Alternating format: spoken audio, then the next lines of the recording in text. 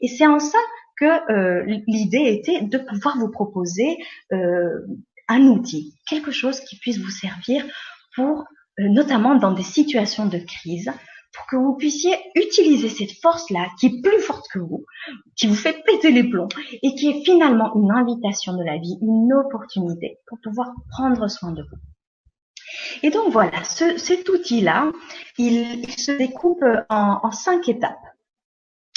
Alors, ces 5 étapes, elles sont vraiment reliées, où elles ont toutes le goût un peu de ce que je décrivais et on décrivait tout à l'heure, c'est-à-dire une partie d'accueil, de joie, de gratitude, de réjouissance. En fait, c'est un outil qui invite vraiment à se réjouir à tous les stades. Alors, je sais que dans un premier temps, ça va peut-être paraître un peu bizarre de se dire je vais être contente, je vais me réjouir d'être en train de péter les plombs.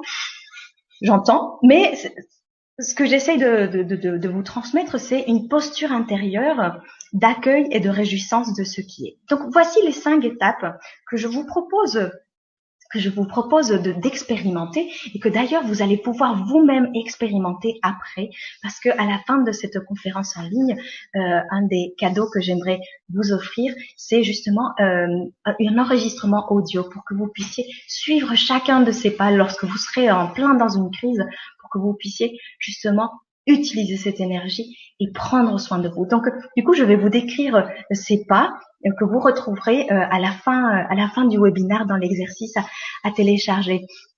Alors du coup, la première chose à faire, qui semble somme toute d'une logique implacable, c'est que lorsque vous êtes avec votre enfant, on est en train de se chamailler, du coup, pour pouvoir faire cet exercice, la chose de base, c'est de ne plus être en contact avec la personne, avec la situation qui est en train de me faire perdre mes moyens. Pourquoi? Parce que si je me mets avec mes petits écouteurs, avec mon enfant qui est en train de hurler à côté, ben c'est juste pas l'idéal.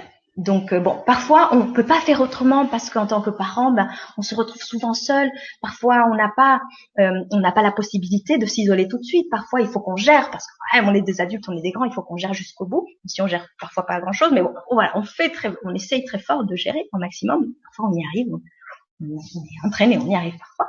C'est super.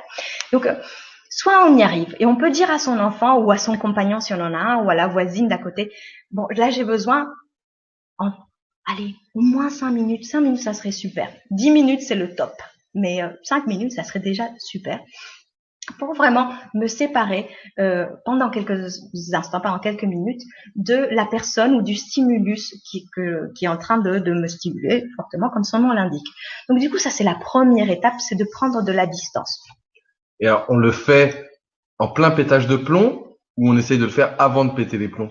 Alors évidemment, l'idéal, c'est de pas forcément arriver au pétage de plomb, et ça nous amène à un point vraiment tout à fait essentiel. Merci de le rappeler parce que c'était en train de passer à la trappe dans les méandres de la conférence. C'est-à-dire que pour pouvoir faire que cet exercice fonctionne au mieux, le mieux, ça serait d'embaucher quelqu'un.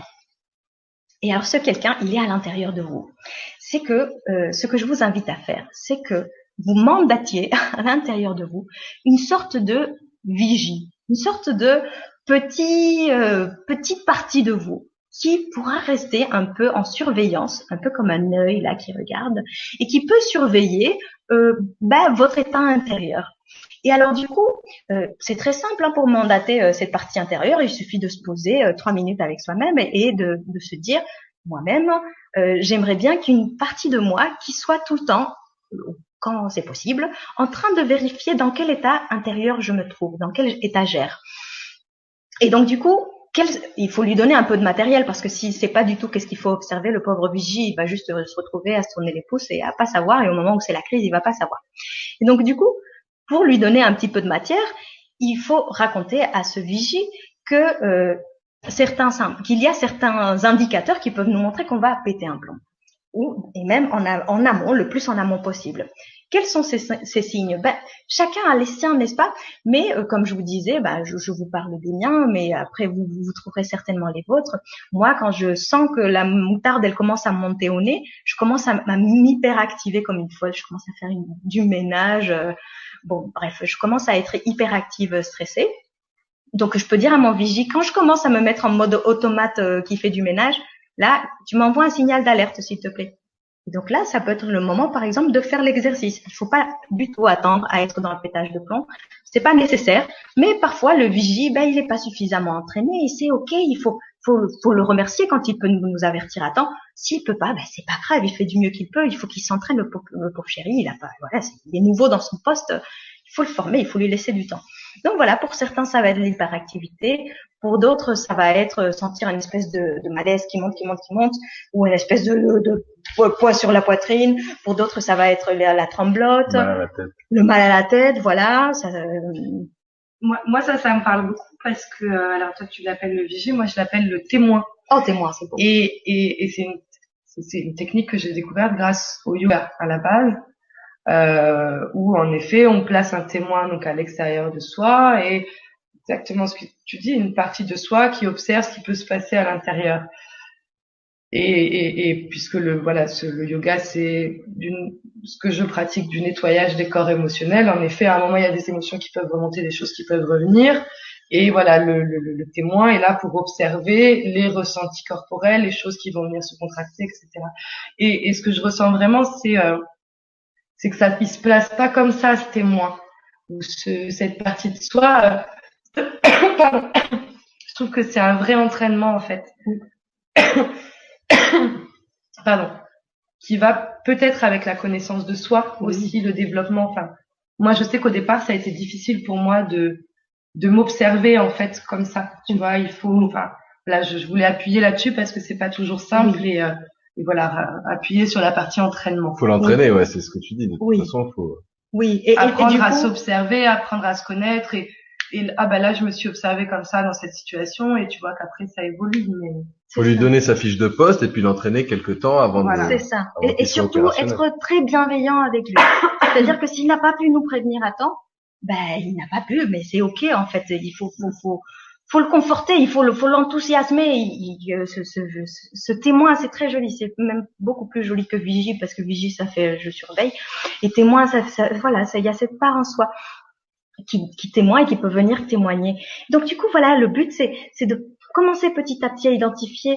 Moi, c'est quand que je commence à montrer des signes que je vais péter les plombs. Et donc, plus c'est possible en amont, plus on va pouvoir le remercier. Oh, tiens, merci, tu es en train de me montrer que je suis en train de partir en mode ménage hystérique. Merci, mon témoin. Donc là, il y a déjà une première part de gratitude. Merci, cette partie. Et puis, si t'as pas pu, mon cher témoin, et que je suis partie en live, c'est pas grave. La prochaine fois, on fera mieux. Il n'y a pas de souci. Donc, vraiment beaucoup de bienveillance, surtout dans la phase d'entraînement. Donc, du coup, soit, on peut donc, du coup, pour revenir à l'exercice, prendre de la distance avec notre enfant ou avec la situation qui est en train de nous causer beaucoup de soucis. Soit on ne peut pas à l'instant même. Et là aussi, on va hacker un des outils de la parentalité bienveillante. C'est-à-dire que dans la parentalité bienveillante, quand on a notre enfant qui vient nous interrompre, par exemple, et qu'on est en train de discuter avec un adulte, on va lui dire « Mon enfant, je t'ai entendu, merci beaucoup de te manifester. Là, je discute avec l'adulte et je viens tout de suite vers toi dès que c'est possible. » Il y a un truc un peu de genre. Donc, c'est exactement ce qu'on va faire avec notre partie intérieure qui essaye de se manifester à nous. On peut l'appeler notre compagnon, notre enfant intérieur. Quand on peut pas se détacher de notre enfant, de la situation, on peut lui dire à notre enfant juste time out 3 secondes. Ok, je t'ai vu, je sais que t'es là, je sais que t'as une casserole énorme là que t'as envie qu'on traite. Je t'entends. S'il te plaît, juste attends-moi que je puisse m'occuper de toi. Et alors juste chose extrêmement importante. Vous revenez vers lui, s'il vous plaît. Vous le laissez pas en plan parce que si vous lui dites que vous revenez pas. Faites ça avec un vrai enfant et vous allez voir, ça va dépoter. Donc c'est important de tenir sa parole avec son propre enfant intérieur. C'est vraiment d'une importance capitale. Donc première phase, prendre de la distance, vraiment quelque chose de très très important. La deuxième partie, c'est de pouvoir être dans un état de réjouissance en fait. C'est de se dire, là j'ai une sacrée opportunité devant moi. Parce que j'ai l'opportunité de prendre soin de moi. Donc, il y a une espèce, comme on disait, d'espace intérieur qui s'ouvre, une espèce de « Ok, là, c'est cool, je vais pouvoir m'occuper de moi. Là, je sais pas du tout comment ça va se passer parce que c'est juste horrible ce qui se passe à l'intérieur. Ok, on a une opportunité là, c'est gros. Donc, on y va. » Alors, du coup, la troisième phase, une fois qu'on a pu ouvrir cet espace en soi, se réjouir si on peut un tout petit peu au moins, mais du moins pas culpabiliser par partir dans la honte, c'est de imaginer qu'on ouvre les portes. On ouvre les portes à ce ressenti, à ce plus fort que soi, pour qu'il se manifeste de la manière qu'il a besoin de se manifester. C'est-à-dire que, comme je vous disais tout à l'heure dans la fiche de renseignement à propos de notre enfant intérieur ou de cette partie intérieure, de cette cave intérieure qui a besoin de notre soin, eh bien, sa manière de se manifester à nous, ça va être surtout les ressentis, les sensations qui vont se manifester à travers de notre corps. Ça paraît bête, hein? Mais c'est aussi simple que cela. C'est-à-dire que notre enfant intérieur va manifester ses casseroles au travers de plein de sensations qu'on va vivre concrètement dans notre corps. Alors, peut-être que pour certains, ça va être un nœud dans la gorge, pour d'autres des palpitations, pour d'autres, comme disait Olivier, ça peut être le mal de tête, pour d'autres, voilà, peu importe, le but, ça va être d'être en présence de son corps, en train de ressentir ce que cette force est en train de nous faire vivre à l'intérieur de nous sous la forme de ressenti. Et il y a forcément une manifestation corporelle. Eh ben ouais. C'est obligatoire. C'est obligé. Okay. Alors le truc, c'est que parfois, quand on s'est vraiment coupé très longtemps de notre part intérieure, on s'est aussi coupé souvent de notre corps par la même occasion, parce qu'on se coupe de notre corps, de notre vie, de tout plein de choses. On s'est en tout cas coupé des ressentis. Tout à fait. Et donc, du coup, tout à fait, parce que notre corps, il est là, mais on se coupe des ressentis. Et donc, du coup, on peut avoir l'impression parfois qu'il n'y a rien. Mais ça aussi, c'est un entraînement, en fait. C'est un entraînement, et c'est pour ça que l'exercice audio, il pourra vraiment, je l'espère, vous être utile. C'est qu'il va vous inviter vraiment à aller explorer où est la sensation. Parce que le secret, si tant soit peu c'en est un, c'est que la seule chose que nous ayons à faire, c'est d'être là avec ce ressenti et l'accompagner et le suivre, lui permettre d'évoluer. Mettons par exemple que je fais l'exercice et je sens que ça coince dans la gorge. Bon, la seule chose que j'ai à faire, c'est être avec ce coincement de gorge et laisser être avec et accueillir et imaginer, ça c'est pour moi, ça a été vraiment précieux dans ma vie personnelle, dans ma pratique. C'est d'imaginer que j'ai accueilli à l'intérieur de moi un invité précieux, comme si j'accueillais, je sais pas, la personnalité que vous admirez le plus et que je l'invitais chez moi en fait.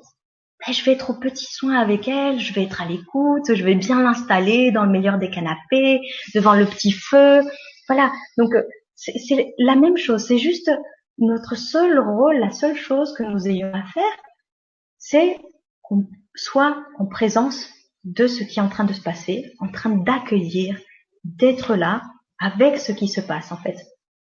Et donc du coup, c'est en gros ce que nous sommes invités à faire par cette part intérieure, par notre enfant intérieur, pour nous occuper de notre casserole, de ce qui est en train de se manifester à l'instant T et qui nous a fait perdre nos moyens. Et donc du coup, une fois que vous avez fait ces différentes étapes, il ne reste plus qu'à être super content en fait.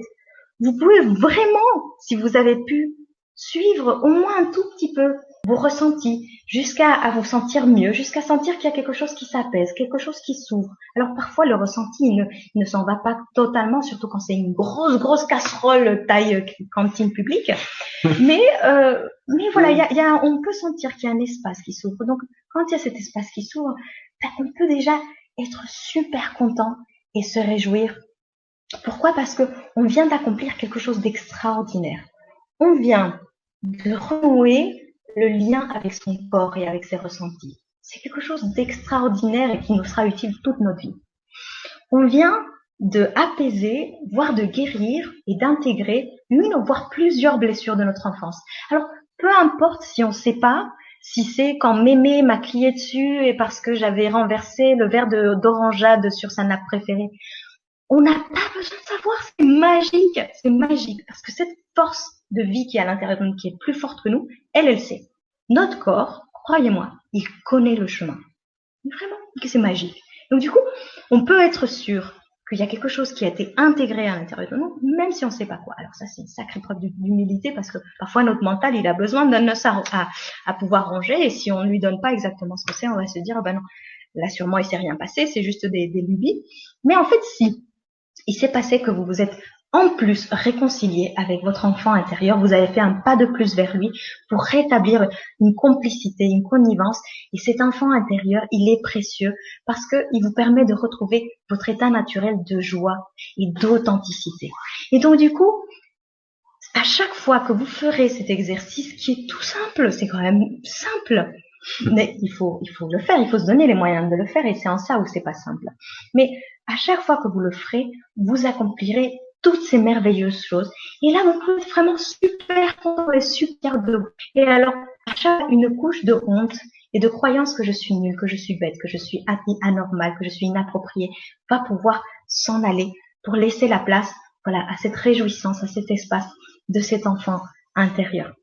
Donc du coup, voilà l'outil que j'avais vraiment envie de partager avec vous, qui finalement se résume à ces outils de parentalité bienveillante, n'est-ce pas, d'être à l'écoute de ce qui émerge des émotions.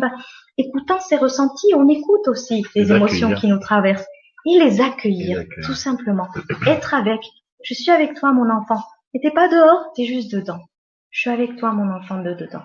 Est-ce que ça a un rapport avec le fait de dire que on accueille peut-être dans ce moment-là, en faisant ton exercice, quelque chose qui n'a pas été accueilli justement quand on était enfant? Mais exactement.